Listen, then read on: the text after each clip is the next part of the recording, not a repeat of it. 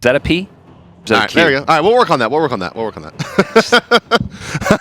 Take the single on his hand. All right, guys, it's the picks and bans for game number 3, the Night's Watch versus the Spicy Waffles. Spicy Waffles going to choose once again to be red. It started off as they were red, and then they went blue, and now they're red again. Doing all kinds of crazy stuff. There goes Cirquet. Very North American. Yeah, Cirquet taken out. Not wanting to deal with potential. Well, maybe they're just kind of they're seeing a little bit of what we're seeing here. Bushy, not so great on some of his deeper down in his depth chart junglers. Right. I mean, he's played Athena and Thor so far, right?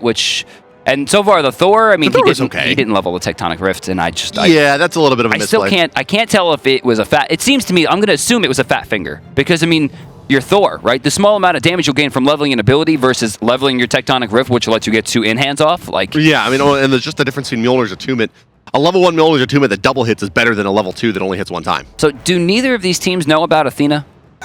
They just keep on giving it away. And she has not always been the indicator for victory, but I don't know. Last game, Wolf at Elo Street, man, he went off. Well, you're right, but in game 1, Spicy Waffles did have her and did not win.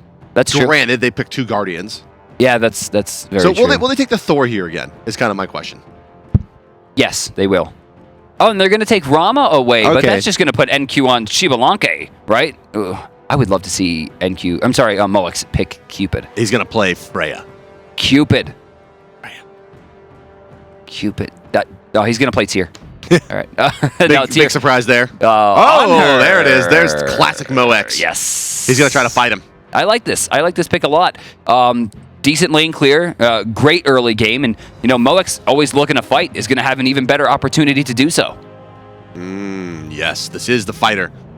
The number 1 aggro god for the dual lane is definitely on her. Yes, I mean, great stun potential, slows with the pillar. We're going to see Agni come out here once again. That's going to be for Wolfie. As we go back into the ban phase, notably, the solo laner has already been picked for the Night's Watch, which is very curious. Now, do they want to try to take away counter picks? Do they need to? I mean, I don't know that is I think they're going to ban necessary. Hercules. I was going to say it's possible that they're going to look for Bakasura.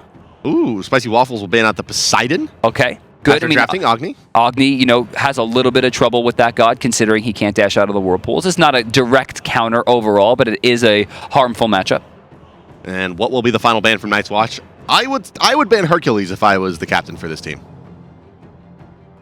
Ymir. Again, Ymir. Ymir. Okay. They want... This is a little curious this time. So the score here is actually wrong, guys. It's 2-0 in favor of the Night's Watch, not 0-1 for the Spicy Waffles. Yeah, it's very confusing. That is very confusing. I didn't even notice that. How did that even happen? I don't know, but I'm sure Smite Game Chat is telling us all about it. Guan Yu going to be locked in here now. The good flex pick here. Great ambiguity. This can be support. This can be solo. We're going to see Scylla locked in. Ooh, so kind of a burst comp here that's been selected by the Night's Watch. I like it. I like it a lot. And there's Bastet again. I mean, you can't argue with the way that Syndern played the last game. I know what this last pick is. Oh, yeah? It's Cabrakan. How do you think that? Because I think I saw a moment of the game before we got in. Is it indeed? They won't pick Cabrakan. Show me Cabrakan! There he is. Wow. Ridiculous. Okay, Cabrakan gets locked in. Here's the issue is every single one of those characters except for Athena has a way to get over or under that wall he creates. I don't see where he fits into this. But yeah, Athena the only one is going to be able to catch out with any meaningful... Yeah. But it is burst damage, boys. However, they have a lot of burst. He probably would have fit a little bit better on the Night's Watch squad than maybe the Spicy Waffles. But we'll see. It's the solo... What? Yeah, I definitely thought it was going to be the solo laner. It makes much more sense to put Cabrakan in solo than support. And support, he just dies. I thought it was going to be a jungle. Jungle Cabrakan's fun, too. I love jungle Cabrakan. What do you mean, over Thor? No, I just forgot about Thor when I saw Cabrakan altogether. I was like, oh, yeah, righteous.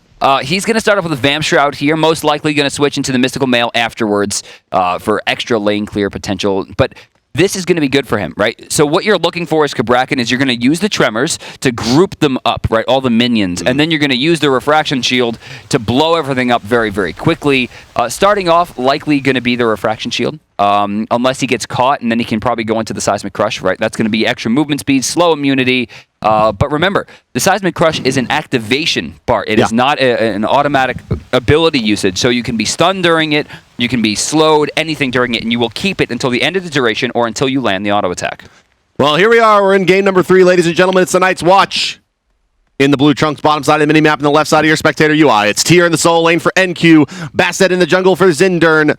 It's Scylla in the mid lane for Corinna. Wolf of Elo Street and Moex, once again, your duo laners as Athena and On Her. Their opponents today, down 2-0. It's the Spicy Waffles in red. They're on the top side of the minimap, on the right side of your spectator UI. Maybe an invade coming on the right side of the map here as Tier. Or, I'm sorry, Thor is going to turn the corner at that speed buff on the right side here. An invade going down. Camera, please. It's first blood. Bushi. Yeah, so Bushy's going to find it. Game Hunter going to help out on that one, so that's going to be a really good start for them. Shutting down Bastet is going to help them a ton. I mean, Zindern just got out of control last game. Now, here's what we want here. Over on the right side, group them up right with the Tremors, and then Berserker Barrage to clean it up, right? That's going to be their best bet, but they're not level 2 just yet, so they don't have that. I would like to see him wait one more wave and go for the blue buff, and it looks like that's what they're going to go for. Ooh, yeah, forget one more wave. They're going to go now. Pushing Game Hunter. Here they are, the spin to win. Bastet's hugging the wall here. Is she looking to jump over? She can leave no, if she wants. Letting but they're this go. slow. This is a slow clear. Cabrakan not the fastest. They double-handed the speed. Why are they not trying to invade this? I mean, Bastet, did she take her jump? I mean, how could we know? And they'll get it for free. Wow. Okay. All right. And check it out. Hand 2 coming up from Game Hunter. Already up, right? So he can defend his jungle now. You're going to see Zindern and NQ try to make this happen, but I don't know that I would mess with this. Bushy's level 3 and has one of the... Oh, jeez, man. Fat Loki can swing. Yeah, he hurts. He hurts bad. But he's not terribly mana efficient, but to his credit, he will have a couple of blue buffs to work with. Yeah, it's true. Not to mention he does have the Vamp Shroud as well, which is going to keep him up in mana at least a little bit. Oh, look at the taunt. This is one of the troubles with Guan Yu into Athena, is every time you start Tallow Assault, you're going to get taunted. That's right, yeah. You're way better off forcing out something like a Geb that is relying on knockups that you are immune to. Look at this, though. Blue, unable to find themselves into a blue buff. Red side, going to help on the top. If they actually gesture toward the blue buff, they can't tell if Game Hunter did that. They don't have ward coverage, right? He comes back to lane with the blue buff that he had to begin with, so they don't know if it's done. It's too risky for them to even take the peek because they waste farm potential. Speed buff going to be split on the top side thanks to the rotation from Wolfie. That is excellent play coming out from Spicy Waffles. Yeah, I'm going to get a little bit of bonus experience there. As you can see, Zindern a little bit behind, just level 3 versus level 4 from Bushy. He did get that first blood to his credit as well as they take the back camps on the left side. Gesturing very, very far forward are the Spicy Waffles, Bobat, and Flurry Q, trying to keep Moex and Elo Street pinned underneath their tower. So far, decent advantage here for Spicy Waffles, about 700 gold, right? Which is going to be good at this stage, but they've got to use it, right? They have to get Thor to start rotating around. He's level 5 right now, which is going to give him a great opportunity to get around the map and look for those early kills. Most notably, you got to shut down Moex. As I recall, we had a first blood, and we did not introduce the Spicy Waffles there. Game Hunter in the solo lane is Cabrakan. Bushi will be your jungle Thor. Wolfie in the mid lane is Agni. Flurry Q and Ninja Bobat in the duo lane as Guan Yu and Ram. So, NQ, right, a little bit behind at this point, getting closer to level 5. Game Hunter pretty even on the experience despite getting 2 buffs on the bottom side, but, you know, we did see a lot of splitting going on. That's why Bushy already level 5. Oh, here we go. It's going to be a gank attempt on the left side here. Moex and Elo Street stacked up a little bit. The stun a bit off of the mark there. And now Moex going over the wall. He may be able to make it out of this one. Rom up into the sky. First shot on target for Ninja Bobat. Couple more for Wolf of Elo Street. Dealing a lot of damage to that Athena. She's going to have a hard time holding this tower. And yes, will be forced right back. It's 2 kills to 0 for the Spicy Waffles. It took them 2 games and a rather janky Cabrakan pick, but the early game now completely belongs to the Spicy Waffles with a 1,200 gold advantage. And they've got to use it, right? I would like to see Bushy now rotate back over towards the right side, get that blue buff down early. Get Game Hunter to keep that mana going and allow them to reinitiate on the speed buff that they took to begin with. They have the timer. It's up to them to use it. Yeah, it's up in just a few moments here. Game Hunter alone in the lane for now. Thor, he's farming the back camps with Agni. They're not gonna hit the timing. Because you can see the Scylla and the Bastard right there. And that's smart. Really good play coming out from Corinna to make sure that this doesn't get stolen again. Zindern cannot afford to give away more experience. Is that crush a little early? It may expire right before they spawn, yeah, actually. I don't think this is not even... Oh, no, all right. Oh, got it. All okay. right. The perfect timing from Corinna. Wow, look at that. What a guy. Not sure why he did that, actually. What do you mean? It doesn't go on cooldown until you blow it up. That's true. I mean, he just basically risked missing that. But maybe he had the perfect timing. Maybe he got a little antsy. Either way, winds up getting the buff. Yeah, it's good enough. He gets the experience, gets the buff secured. No more seals coming through. You saw Game Hunter there executing the seismic. Well, no, that's the tremors, not the seismic crush. Left side here, we're going to see rotation coming in. Once again, not even close. Not going to find the one they wanted that time. Disperse already down. Will they make an opportunity to go towards the Gold Fury? No, they're gonna take the safe route here and go towards the buffs. I mean, this is smart, right? Don't throw your lead away. If you're in the lead, get more in the lead, and they're going to do that just by playing the farm game better than their enemies. Yeah, the 5 minutes a little early for the Gold Fury. About 9 minutes is generally where you have your life steal in line for your hunter and want to be looking for that objective. So before coming into this, into the Challenger Cup, all of these players on the Spicy Waffles wind up being free agents. They form this team. Game Hunter comes out of nowhere to join this roster. Yeah, and this roster once also included Half Devil. Right. Where is Half Devil now? I actually was not aware that he had not been removed from the roster. Half Devil, I'm sure you're listening, man. If you're out there, tweet at us. Tell us what you're doing. Yeah, what's going on, buddy? Miss you. Yeah, we do miss you. You crazy sumbitch. Still about 1,300 gold in favor of red. Game Hunter, throwing out the refraction shield right there. Yet, no stun. Didn't remember, the only way to get the stun off of Game Hunter's 2, or Kabrakan's 2, he has to take 7 hits, I'm pretty sure. 5 or 7 hits before activating the move. Otherwise, it's just damage-based. Oh, Bushi barely going to live through the dot and I'm a Monster combination between Zindert and Carino. NQ going to cut off any attempt at further gankery from the Game Hunter. They're going to, it looks like, aim towards the right side here. Left side going to go towards red. Blue already positioning here, and it looks like they're going to get this one for free. Agni's not going to be able to make that rotation. Yeah, the one thing about having Kabrakan in that solo lane role is, I mean, he doesn't scale that well with farm. I mean, he can burst. Nope. He's really a single target DPSer. He's fat Loki, really, right? But he's got a lot of CC, which makes him so attractive out of the jungle, I think. I mean, he doesn't do too badly out of the solo lane either. I mean, he does need to get experience, though. I mean, I think that's a big deal, is he doesn't need the damage from the levels on the abilities. He needs the health gain. The HP, yeah, so he can pound. He needs that defense gain, right? And that's what's going to make him much harder to kill in the end game. The issue is people really overestimate how tanky he is in the end game without a full defensive build. Like, if we saw a very common build come out for a while of things like high damage with Book of Thoth into something like Soul Reaver and Polynomicon, all of which are going to be affected just by Seismic Crush. You hit someone with the 1, it's going to be 60% of their health. Yeah. Truly making him a fatter, more tankier version of Loki. The issue here is if you go into that type of build, it's going to be a lot of damage that he's spending where he needs tankiness. But, I mean, he's starting off the right way, right? Although he's gone into Steel Mail and now into Boots 2. Is he going to forego the Mystical? Yeesh. I got nothing for you on that one. I mean, at this point, just by the item build, he would have only been about 500 gold away. I guess it could be a sovereignty. It's possible. I mean, maybe Guan Yu wants to go into something different, maybe an early Spirit Robe for a CDR, and they're going to put the... Yeah, something like that, and look for the early grouping, maybe. But no, it's probably Mystical Mail. I mean, I would assume so. Mystical is definitely the way to go. People are going to have to group up around Game Hunter because of the tremors. You want that Mystical Mail also ticking. I mean, maybe it's just that he has to buy the boots here. Kabrakan's such a kind of close-range god, he just can't afford to get kited. Zindern throwing some damage out to Flurry Q. It's going to be a few hundred damage here. Zindern already jumping, though. Nice beads. Yeah, beads away, and the pillar's there. That's gonna keep them out of any gank intent. And Bushy, once again, I mean, those ultimates have not really been on target. He hit the first one, right? He found a target. And that one could have stunned, but the positioning, I mean, he should have been on the other side of Bassett, not behind her. Perhaps he wasn't close enough. I mean, maybe, yeah, it could have been max range there. But looking at max range at that point, I mean, it's a pretty long distance, but at the same time, you're right. I mean, they haven't been super effective. Missing one completely right there, getting it, but then getting the beads usage overall, right? He trades his ult for an ult and beads. It's a small win. Yeah, it is. It is. You're right. I mean, it's a victory nonetheless. And, well, looking at the graphs there, you can tell it's a 1,000 gold advantage for the Spicy Waffles.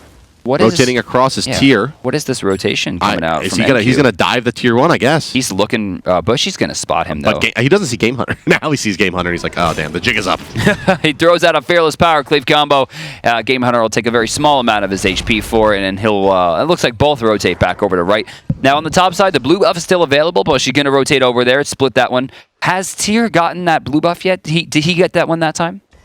I don't think so. I mean, it just seems like Game Hunter's sustaining in this lane for too long. I actually didn't see the rotation in. Yeah, now Tyr going to be falling back as his blue buff comes back up again. If they sniff this out on the side of the Spicy Waffles, they could take another blue buff away yet again from NQ. Wolfie throwing some shots over the wall there, not going to find the damage or the camp that he was looking for. In fact, just putting some bombs on cooldown. Right side, camps are respawning, and blue begins a rotation. Is this going to be a Gold Fury attempt? They're posturing towards the left side. Right side camps are up. They're going to start the Gold Fury. Where's their Hunter? Rama going to turn the corner in right about now, This but was Carreño, sniffed Wolf out. of Vila Street, and On Her are here. They figured it out. Bassett on her way as well. Reset comes out. The taunt misses everything, though. There should be a reinitiation. Yes, there it is. The cavalry charge coming out. Flurry Q briefly blocked, but he's going to find the stun onto Rama's two. up. A little bit too much grouping there. Rama does a lot of damage with his ultimate. Flurry Q is going to go down. However, nonetheless, as the Night's Watch find their first kill, Wolfie finds a kill. In return, Carreño likely to go down. He will indeed to Bushi. There is the Desert Fury, but away goes Bushi with the Mjolnir's attunement. In comes Athena on top of Game Hunter, but he's just too tanky on the Kabrak, and Wolfie will go down. That's a lot of their burst damage. Moax backpedaling, trying to do what he can, but Bobat moving forward as well on the ROM, and Game Hunter's going to be There here. it is! The wall is so big. The seismic crush as well to hold Elo Street in position for the rest of the follow-up. But they're not going to dive the tower for that one. It's a brilliant wall, though, and it's 3 kills for 1. That right there, that's why you want to pick a Bracken. It's for those little opportunities that you can gain, and he just locks them directly under that wall. NQ gonna fall there. Moex, strangely, not getting the better of the team that time. That was all Bobat. Bushy's going to look for the long-range kind of miracle snipe with the Mjolnir's attunement. Gold Fury started back up, now under 50%, down very, very quickly, and away it will go. The kitty's used, but they're not going to find much. Just going to do some dot damage, just spread that damage around, This but is conviction to keep them healed up. No way that a kill comes out of this for Zindern. No cooldowns for another 3 seconds, and he's just going to run at Ninja Bobat and hit him with another scratch for good measure. Not sure what he's looking for. He's wasting a lot of farm time here, and given the fact that his team, for I think the first time, lost to Gold Fury, he should be really... Where Whoa, is he? he's going so deep. Are you serious? Zindern, please. Especially considering that he has 3 buffs on the map up on his side. There are things to be done right now, and he's getting very greedy. That right there, that wasn't just run-of-the-mill, I want the kill. That was frustration. You know, he got outplayed 2 times in the last fights, and he's like, I got to make something happen. And he's just tunnel visioning super hard to try to turn something around for his team. And he wanted the big kill, right? I mean, it's 3-0 right now for Bobat. It's worth a decent amount of golden experience, but he doesn't get it. Well, Spicy Waffles have expanded upon their lead. That first blood really giving them a lot of momentum. 2,600 gold and 1,700 experience in their favor at 12 minutes. The first Gold Fury did go their way as well, but they're not out of the woods just yet. Still a little bit of a damage anemic team in the late stages of the game. They need to be a little bit further ahead just to make sure that Rom Guan Yu combination is going to be enough to basically carry the team through the Night's Watch. For me, this whole thing started with just shutting Zindern down.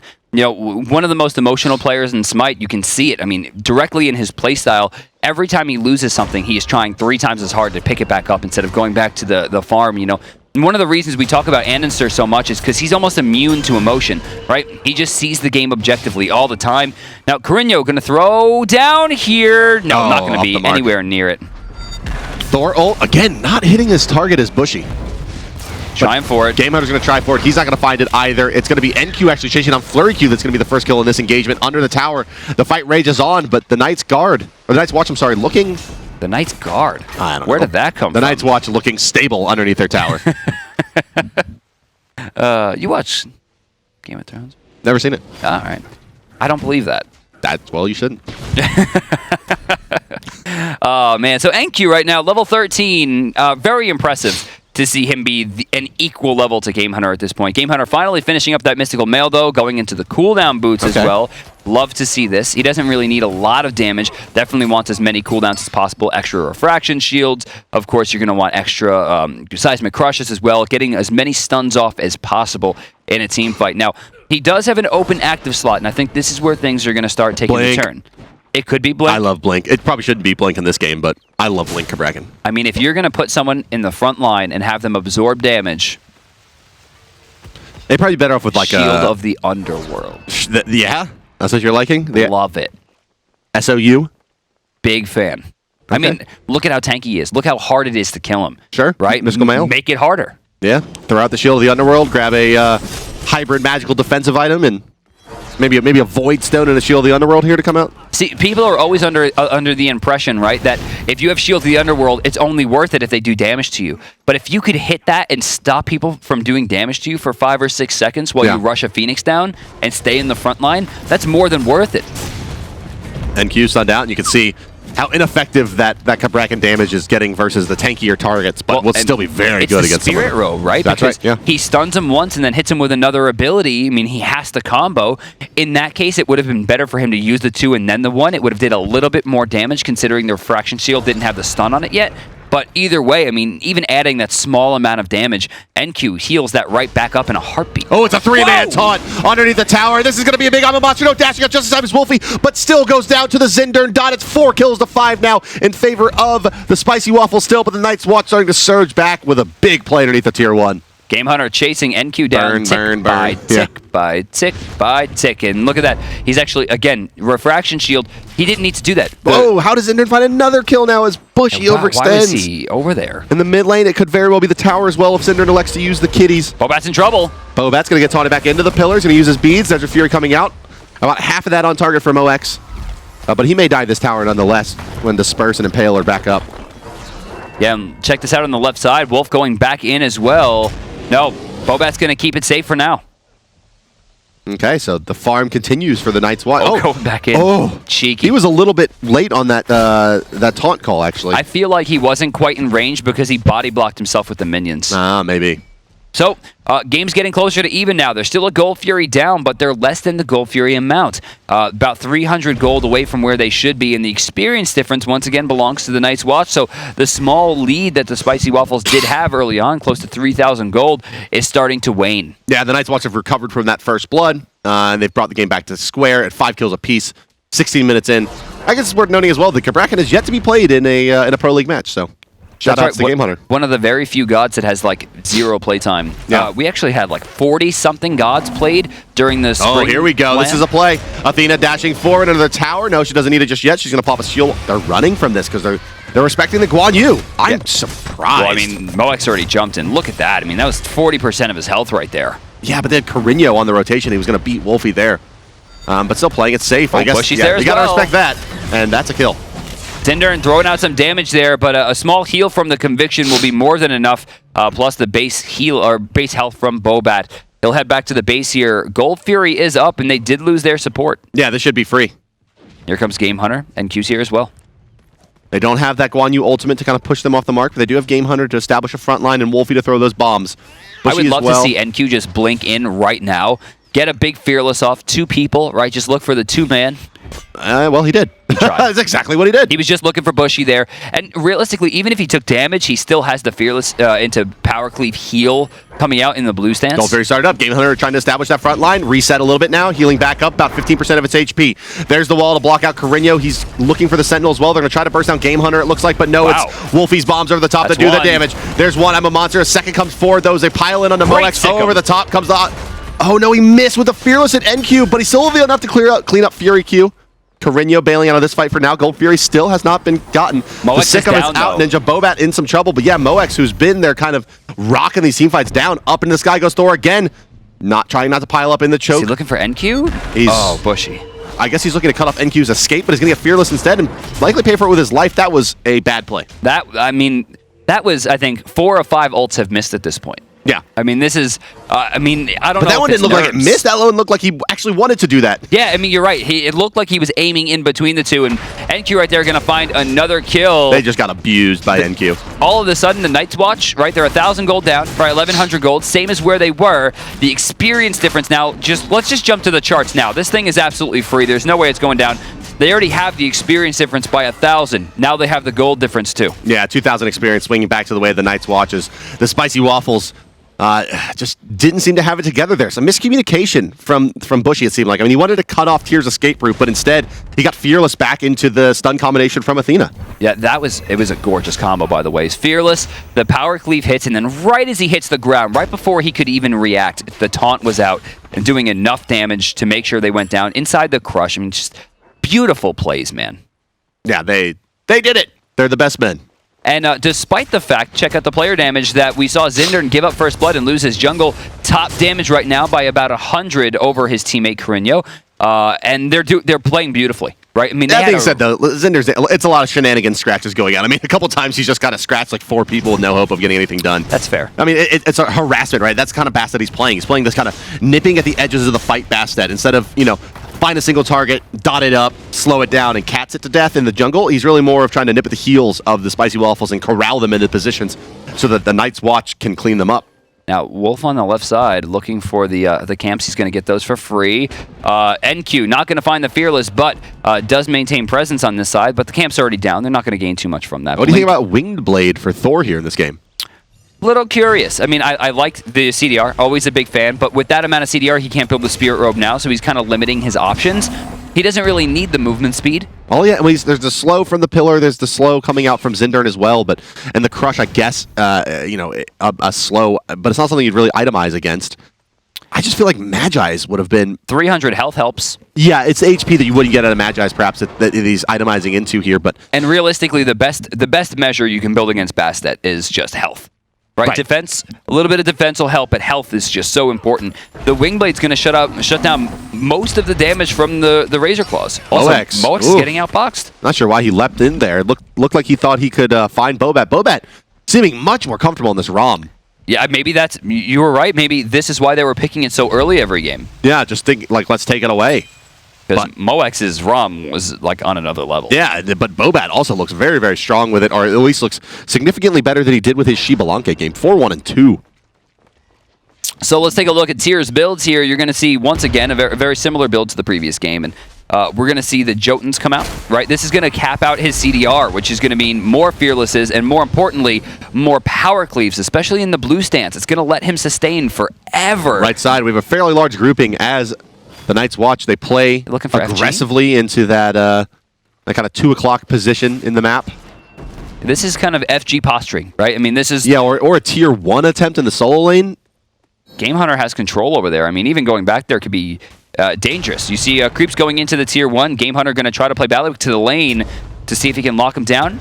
I would have liked to see the ult they're going to try to fight him. Fearless off the mark, though. Athena ultimate coming through is going to do some damage to Game Hunter, but they're not going to have that Fearless lockdown. The rest of the team coming in, though. Zindern and Carino both taking the long path towards the tier 1. Thor going up in the air, and Agni closing in as well. Can Game Hunter last out long enough? Here comes the Thorson off the mark again from Bushy. He's got to start hitting those. That cost them the kill there. I mean, Zindern easy turnaround kill. Zindern would have died guaranteed, and, Bushy had the early lead, but all these missed ultimates, 1, not going to be a big deal. 2, kind of hurting. But 3, 4, 5, it's why he's lost his level advantage. Now, NQ fighting against 2 here, one of which he definitely does not want to box, and that's going to be Bobat, hot off the rotation.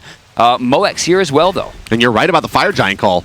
Yeah, and they're definitely posturing for it. Going to try to start it up here now, looking for Ninja Bobat.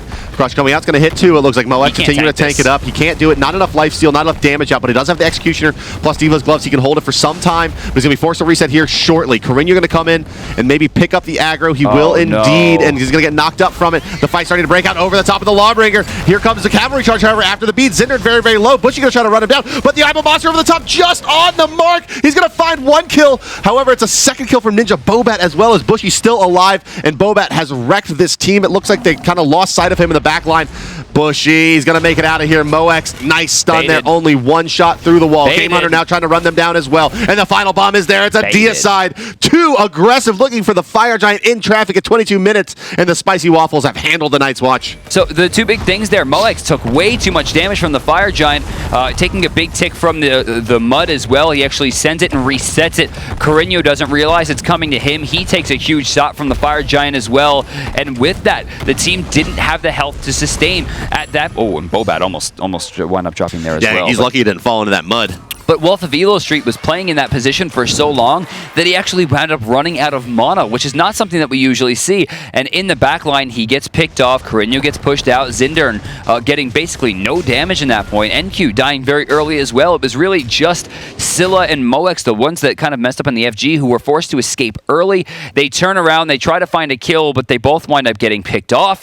Deicide comes out for Spicy Waffles. They take both leads back. NFG, now is their time. They have to utilize this opportunity with FG to get into these towers and burn down as many structures as possible. This is not an all-in situation. This is not we must win the game right now. This is a war of attrition. They have the sustainability on their side. They need to use it. Gonna try for the Gold Fury here. NQ in position to contest, but he's being called off by the team. They're going to give this one away, and that means that the golden experience leads are both going to increase. But here comes a counter initiation. In comes NQ. He looks for the Fearless, but they're trying to kill Wolfie, unable to find him. Bushy, once again, can he find the ultimate in this contest? As they try to surge forward, the Thor going to become crashing down, likely on a Zindern here. No, he just misses as Zindern leaps out. Rom takes this guy to try to secure this one as a stun comes out from Thor, and they're going to get it. And here comes the rest of the Spicy Waffles surging forward. The Fearless comes out, but it's likely not enough. I'm a Monster's there, doesn't find the kill. It does plenty of damage. Bushy gets a double kill, and somehow Wolf of Elo Street runs him down as well for kill of their own. But so far, it's a 2-for-1 trade in favor of the Spicy Waffles. So far, looking real good for Spicy Waffles. They're going to drop the Thor, who realistically isn't providing as much as a Thor usually would. And he gets 2 people for it, and he gets 2 very important people. Taking down NQ and Zindern, who both still had their ultimates in that engagement, is a huge win, especially considering that Carino does not have I'm a Monster. They don't really have a lot of great burst damage at this point without that. And I love the fact that they're taking the tier 1 and 2 and then backing off. They're going to go and take more towers, strip the jungle. They're not going to try to rush Phoenixes down in a situation where they might wind up losing the fight. Yeah, well, we saw it last game, Night's Watch. You know, they threw a fight at the Titan. Yeah. It didn't lose them the game, but it definitely gave the Spicy Waffles another opportunity. And Spicy Waffles, they're not looking to give that opportunity to the Night's Watch this go round. Just a few tier 1s. In the tier 2 so far, looking for the second one as well. So going back to builds here, we're going to see Cabrakan kind of go into that tanky build I talked about. We're going to see the Obsidian Shard come out, and then next up is going to be the Soul Reaver. And he actually just gets finished. He is going to hit someone for Seismic Crush for if he hits a tanky target, you're looking at 700 damage. Yeah, that's right. Maybe even higher. He's probably looking for the Scylla, honestly, though. If he could find her, that's his target. That's the 60% of her health. Free. Next up, more than likely, either going to be Tankiness or Polynomicon. I don't really see there being a middle ground, and he does wind up taking Teleport instead of a more team fight-oriented build. Something like Creeping Curse or Shell was kind of expected, but the Shell does come out onto Guan Yu, which I love. Not a character that needs Blink. Missing active slot, though, coming out here from Wolf of Elo Street. Yeah, still with an opportunity on this Athena. What's the ideal pickup? Maybe it's just a shell of their own at this point. Yeah, they probably need the shell. Yeah, I would say just a shell of their own. Just to counter the Guan Yu and deal some of the spread damage, especially out of the Agni. Tier 2 going to be taken for free on the left side. Another 1,500 gold added to the coffers. Spicy Waffles right now leading by about 8,000 gold, which puts them in a pretty unique place, right? I mean, the place that they have not been before. Yeah, definitely not so far in this contest have they had that advantage like this. But it's 9,000 experience, 8,500 gold in favor of the Spicy Waffles, 15 kills to 11. They're down 2 games in this best-of-5 contest. This is a must-win situation for them, and they're in the driver's seat. Can they seal the deal versus the Night's Watch? And, well, it shouldn't be too difficult for them, as they do have a pretty decent handle on the late game with that ROM, so there's not too much pressure to really get in there and make things happen too fast. Zindern just a little bit late on that leap. Fire Giant, 50 seconds away, not much that the Night's Watch can capitalize on the right side here. Now, you mentioned Rom, and we should really talk about that dynamic here, is that for the first time, Bobat is significantly ahead of Moix, and Moix doesn't really have a character that's going to fare super strongly in the end game. I mean, he's still a hunter, still puts out a lot of damage, but, I mean, you're talking about a steroid character versus a non-steroid character, one of whom has an ult that's going to take him out of the fight for 5 seconds and allow him to burn down some free damage. That's really what you're looking for at this stage, especially when you have a character that's so functional, all of his functionalities in the early game and the mid game, and he didn't provide it. Here comes the initiation on the right side. NQ realizes he's bit off a little bit more than he really wants to chew here. Game Hunter continues to move forward. He's going to look at and fire that ultimate. He's going to keep NQ in. And he gets force out the ultimate, and he used the Soul Reaver as well onto NQ. So about half of his HP gone, forcing out that ultimate as well as the Fire Giant has just respawned. Yeah, they're going to posture back towards it. Ninja Bobat going to have most of that damage as the 4 people here on the Night's Watch. Oh, Thor's going to go up. They want to reinitiate here as Guan Yu turns the corner. Who is their target? This Thor ultimate may just be wasted, I think. I don't see Bushy. There's not much that they can really do. Yeah, Bushy coming crashing right back down. No Thor ultimate there, but the Fire Giant dropping quickly. Now under 65% HP as Game Hunter's looking for his target. They're going to try to keep the Athena out. Obviously, they popped the Magi's Blessings. They're going to use the Cavalry Charge as well. Fire Giant has not yet been reset. He's continuing to damage Wolfie here as he tries to make his way in. Carino backpedaling with the I'm a Monster. Going to try right at his feet. Not going to get it. A 3-man stun out of that wall. And now the pillar block as well from Moix, accidentally keeping his team locked in there. A bit of a misplay now. NQ going to eat a bomb. NQ going to eat the damage from Bushy as well. And it's 2 players dead for the Night's Watch. That was the Wolfie show. Not only did he put out an absurd amount of damage in that fight, but he baited out 2 ultimates, and then all of Moex's damage was sent directly into his Aegis. Absolutely beautiful. If we can just bring up the player damage charts, I have to assume that Agni is going to be right in the top there. Yeah, taking over what Ninja Bobat has worked so hard for. Zindern working his way in. He does not have a Hand of the Gods 3. He's just looking for kills here, but he's not going to find too much except for a full... Oh, wait. Thor going up again. Going back up. No. Oh, he gets Moex. Oh, that's a kill. What a play. There you go. He finally hit a good one there. I mean, that's a great kill to pick up, too. He died for it. Yeah, it's fine that he dies for it, though. They keep Honor off of the playing field now as they look to break the base. I mean, it's very important. It should allow them to have a pretty big advantage at these Phoenixes. Even though it is going to be a 4v4 once NQ comes back up in 5 seconds, they will not have Hunter damage. Oh, 4-man taunt. That's a good taunt. No, I mean, it wasn't. He didn't gain anything off of it. In fact, only losing his Magi's? I don't think he was recognizing where the team was. Game Hunter, beautiful zoning right there as they're trying to break the base, and they do. The first Phoenix will fall. Cavalry Charge is active in the back line. Only going to stun one. I'm a Monster activated as well from Carino. Oh, no. And he's going to hit Game Hunter, but it's just not way? going to do very much. Zindern went down to the pound there. Ninja Bobat with a killing spree as well as NQ falls yet again. It's 5 more seconds for Moex, but the damage is done. Right side Phoenix down. That was more than enough, and look at this. They still have 3 minutes left on FG. More than enough time to back by and try to break that mid lane as well. Yeah, and they shouldn't have too much trouble, honestly, with it. And there's the Void Stone starting to come out from Cabrakan. At 2-1-12, Game Hunter's really showing off what this god can do. And you saw some of the synergy there that he just has in his own kit.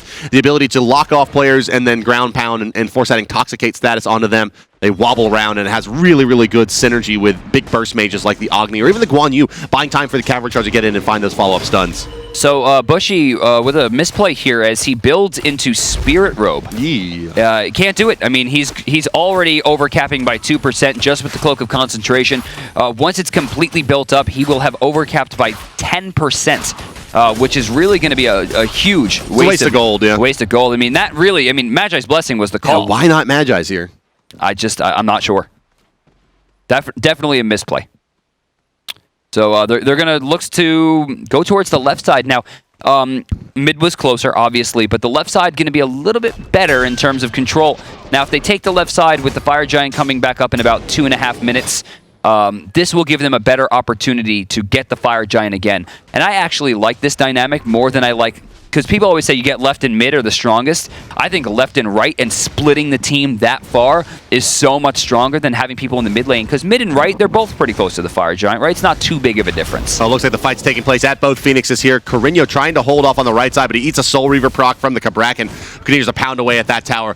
Moex looking for an opportunity to go in. He's going to pillar out. Phoenix on the left side getting quite low as well. It will fall. Mid lane Phoenix getting piled onto. It's going to fall as well. All 3 Phoenixes down for the Spicy Waffles. And the Night's Watch, they're on their last legs here, trying to hold him out. Bobat, he takes to the sky. He hasn't died just yet. He's going to fire away with those shots. Thor comes crashing in. That's what I'm talking about. Taking yourself out of the fight for 5 seconds gave him more than enough time to reposition, and now they get to just rush back into the base. Still 5-on-5 here. They're looking to close this out first. Really, the first casualty of this fight is going to be Zindern. Game Hunter in there going to find another one with the help of Wolfie. They're going to take out a lot of the front line. And now moving in. Oh, whoa. The F6 comes out from the Night's Watch. Going to give this one up. It was likely over anyway. The Spicy Waffles keep their SPL dreams alive, and they find...